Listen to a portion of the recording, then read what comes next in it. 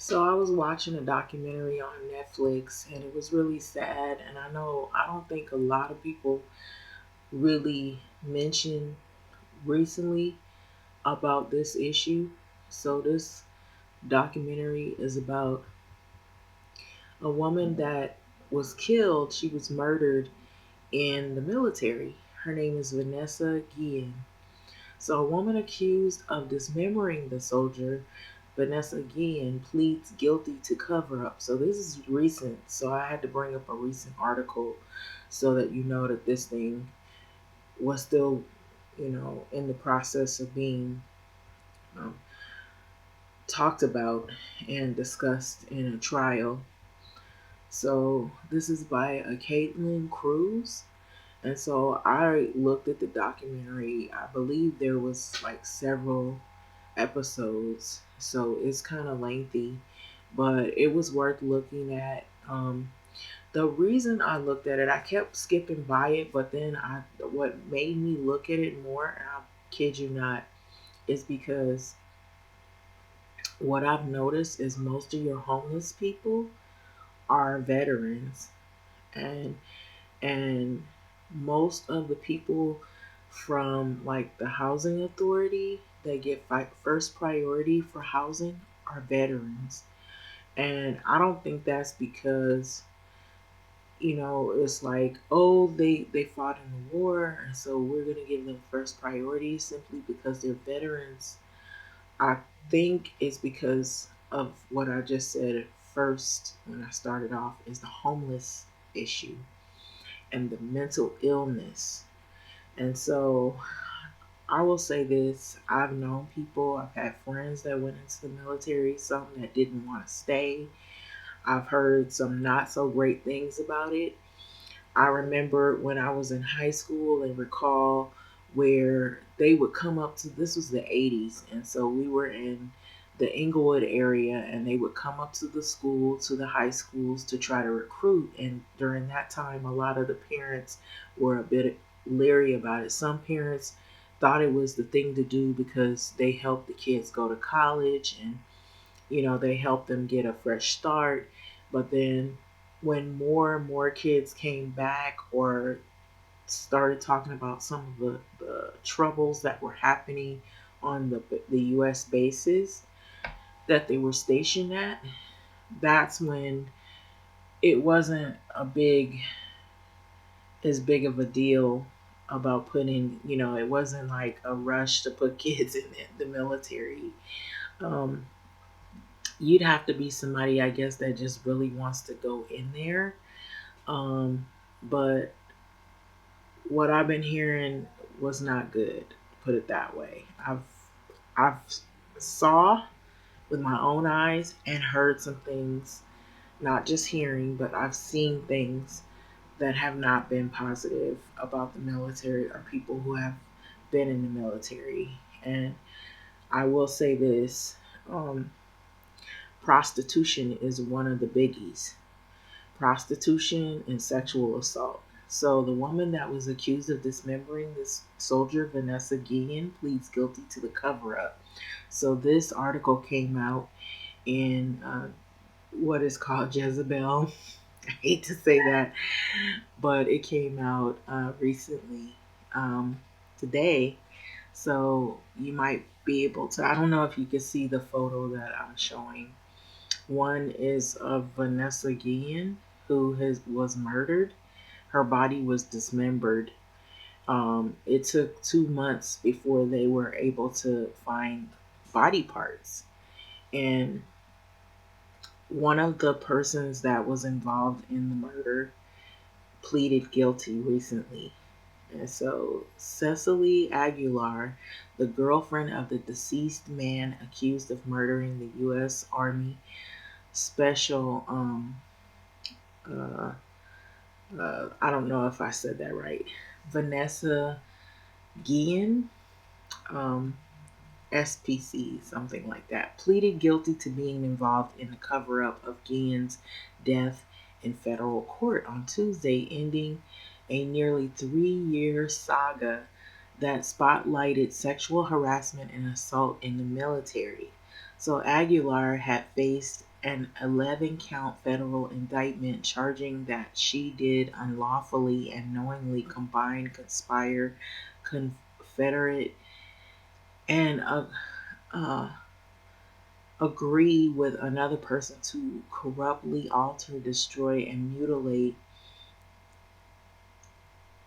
and conceal any record, document, and other object, to wit, the body of Vanessa Guillén, VA, or not VA, but VG, Vanessa Guillén, and did attempt to do so. So, with the intent to impair its integrity and availability for use in an official proceeding. So, Aguilar, who's 24 years of age, pled guilty to four lesser charges, one count of accessory after the fact, and three counts of making a false statement, and waived her right to a jury trial on Tuesday, according to the Houston Chronicle. So she faces up to 30 years imprisonment, a $1 million fine, and up to 12 years of supervised release after she leaves prison. So the Justice Department said in a news release that the sentencing date has yet to be put on the calendar. So I don't know if there's more. It says to read more. So again, this I guess goes into the story of Vanessa Guillén, which is really sad. So it says she initially was reported missing from Fort Hood, a military installment or installation. That's an installation in Central Texas. Okay, so it's an army base or a military base. I'll say a military base. I don't know if it's the army or whatever, because there's different branches of it.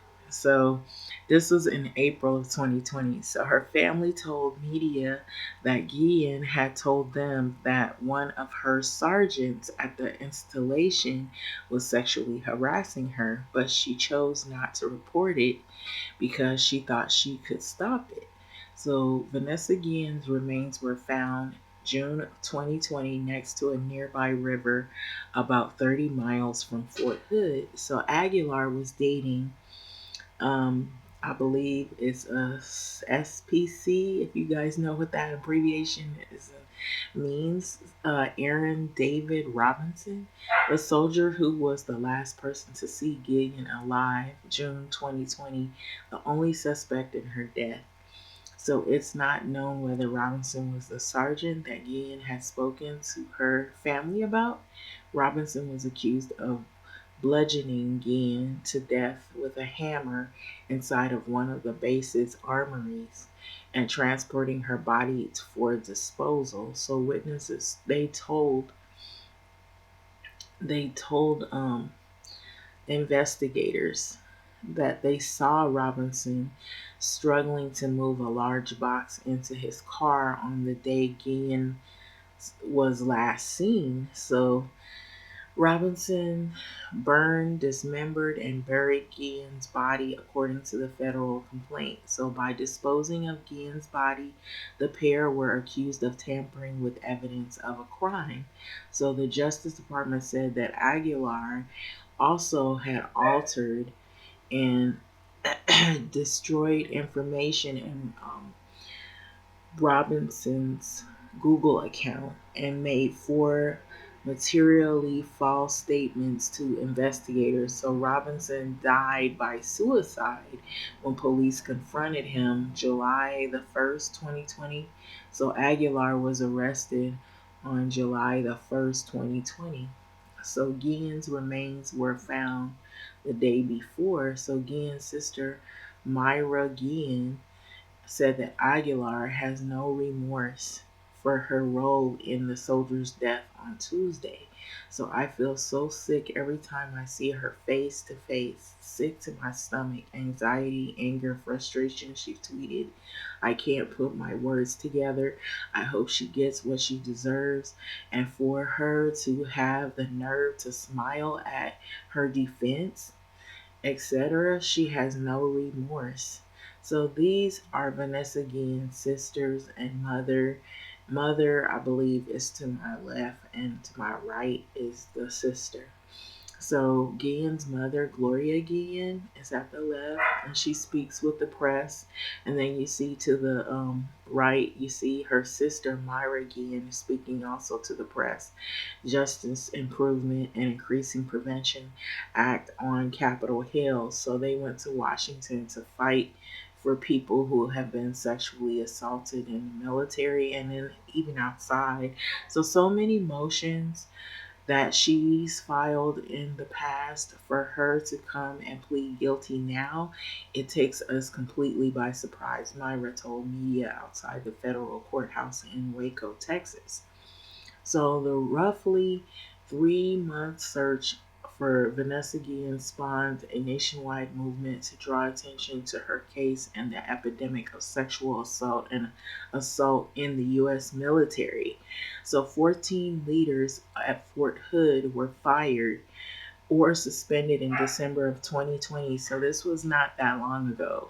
Following a scathing report of the installation's practices of handling sexual assault and assaults that were reported. So that's, if you could see any photos of Vanessa Guillén, you can look also on Netflix. The whole story is told in a documentary. It's several parts to it, but it is really an eye-opening situation to let you see just what the military, what kinds of things have gone on in the military that aren't great. So, family, friends, and supporters of Guillen's rally on the National Mall um, to call for justice and for Congress to investigate her death July 30, 2020, in Washington, D.C. So, parts of the new law named after Guillen, which was signed into law in January, have revamped how the military investigates sexual assaults, including longtime demand for reformers that prosecution decision be removed from the chain, I believe, the chain of command. So in January, President Biden signed an executive order that established sexual assault as a charged offense in the Uniform Code of Military Justice. So he said it would strengthen the military response to the crime. So despite the new reforms, there were 13% increase in reported cases of sexual assault across the entire US military in 2021.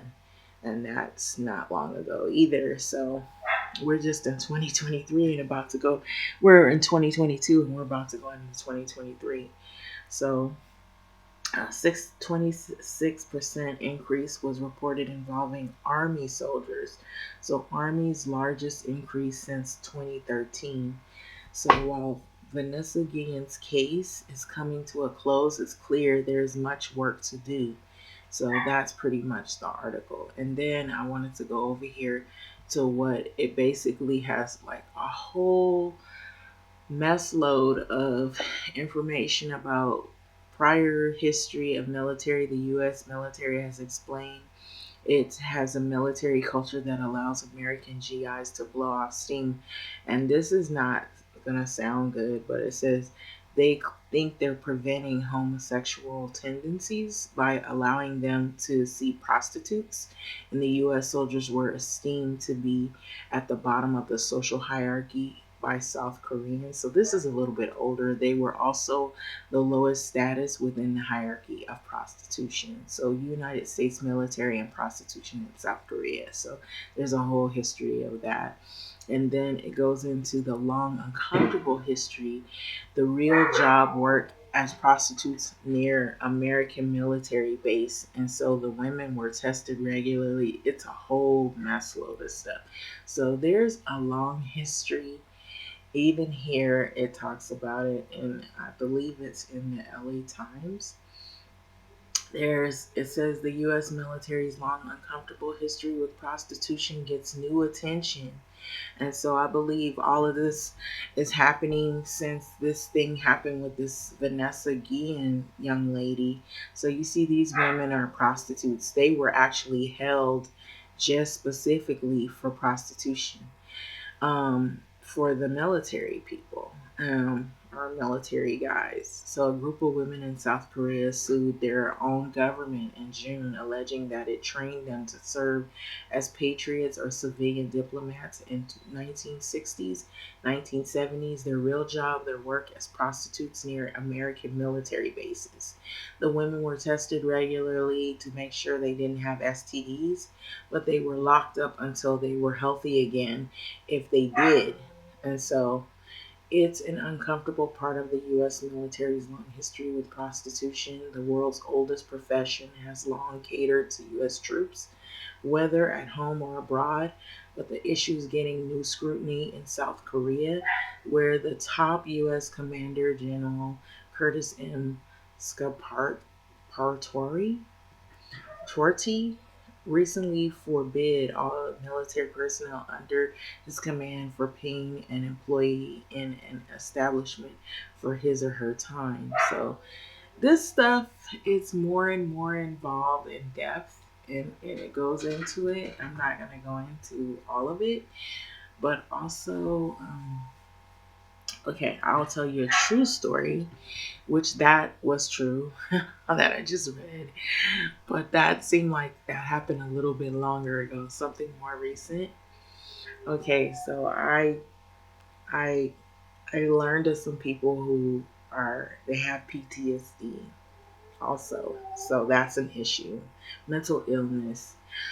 So with the prostitution, I noticed someone who had like a mess load of women constantly coming in and out, in and out, in and out, in and out.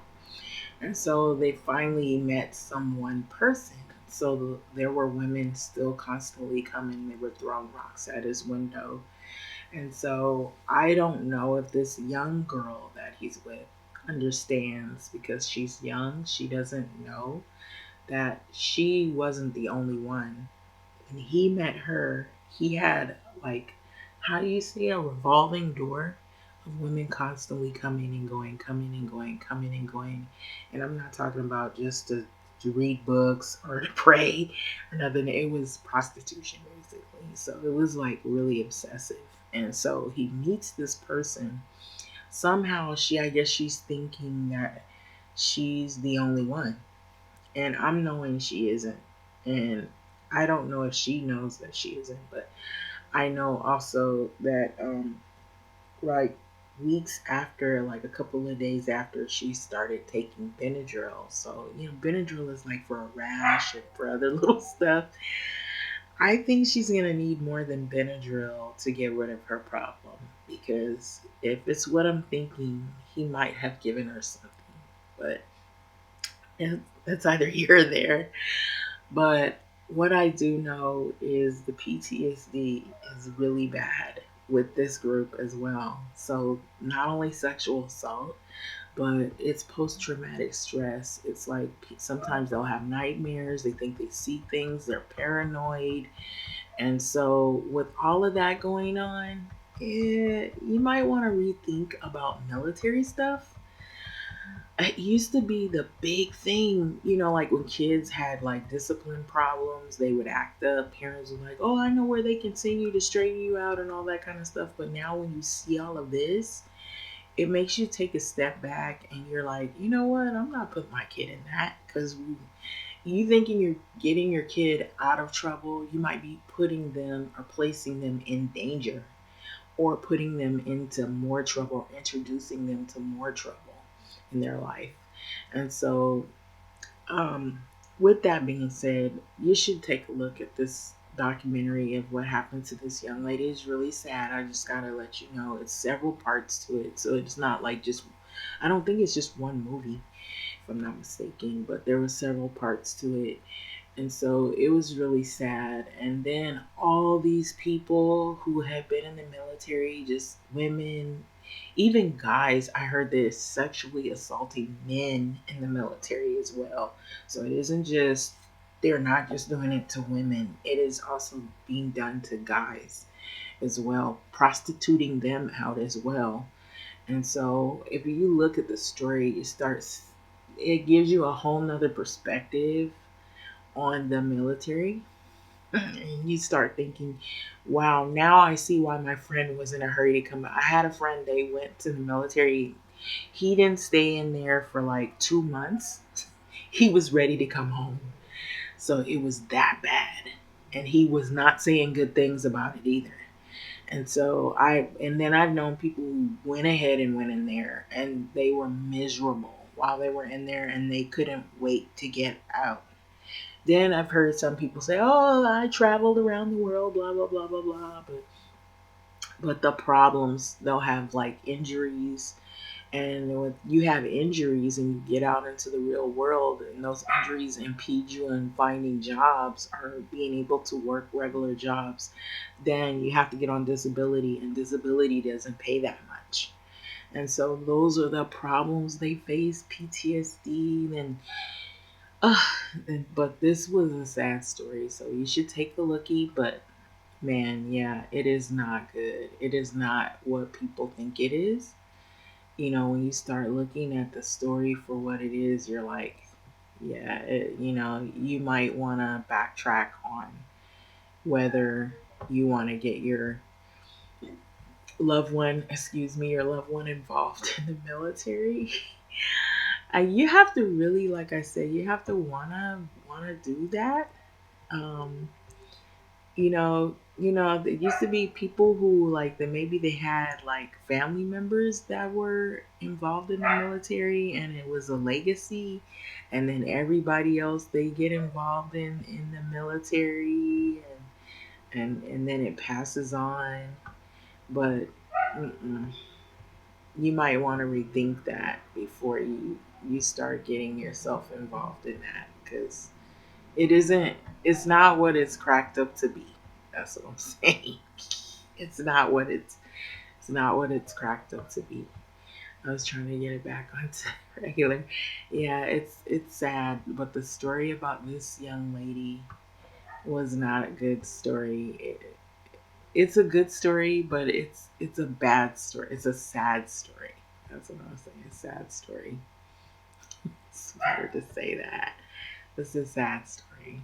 So anyway, I'm gonna let this go. I don't know if it got the capture of this. I was trying to capture it.